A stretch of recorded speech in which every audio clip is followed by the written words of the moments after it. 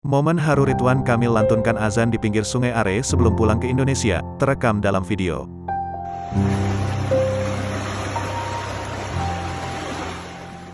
Awalnya, video tersebut diunggah melalui story Instagram oleh akun @erkjabarjuara pada Kamis, tanggal 2 Juni tahun 2022.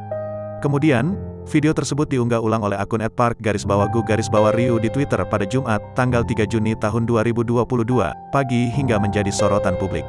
Dalam video tersebut, Ridwan Kamil terlihat berdiri di pinggir Sungai Are, Bern, Swiss, tempat di mana sang anak Emeril Khan Mumtaz atau Eril dinyatakan hilang.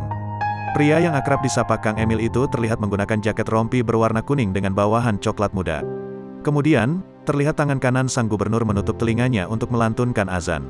Suara gemericik air sungai pun terdengar jelas dalam video tersebut. Bahkan, terlihat pula arus yang cukup deras mengalir di Sungai Are. Dalam unggahan tersebut, harapan semoga azan sang ayah sampai kepada anaknya tertulis dalam keterangan. Lantunan azan seorang ayah, semoga sampai, didengar oleh sang anak seperti saat dulu ketika dilahirkan, tulis keterangannya.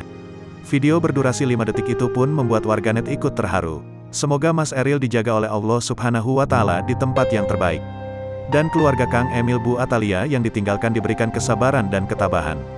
Sedih banget, tulis akun @lilik04416736. Sakit banget, jikapun Eril sudah kembali ke pelukannya, semoga ditempatkan di surganya.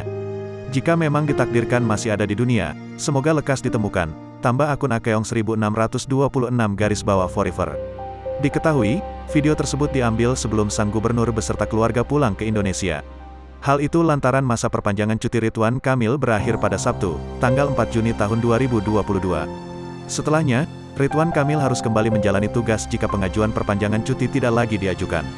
Adapun, melalui surat pernyataan MUI Jawa Barat, pihak keluarga telah mengikhlaskan dan menyepakati bahwa Eril dinyatakan meninggal dunia setelah 6 hari dilakukan pencarian.